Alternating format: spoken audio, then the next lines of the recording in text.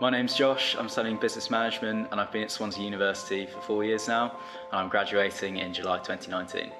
Yeah, so one of the main things that attracted me to do the course was the opportunity to do a placement year.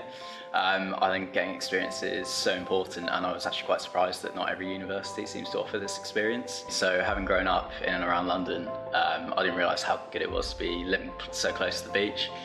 So yeah, that was definitely a selling point for the university. But I ultimately chose to come to Swansea because after coming down to look at the facilities of Bay Campus, I was really impressed. And also after speaking with some of the lecturers and the members of the staff, I was really impressed with how passionate everyone was about the subject. Out of every university I've been to see in the country, I think it's probably one of the most impressive campuses, especially because of how modern everything is. Yeah, I've really enjoyed my 4 years here at Swansea. I've made some great friends and some really good memories along the way.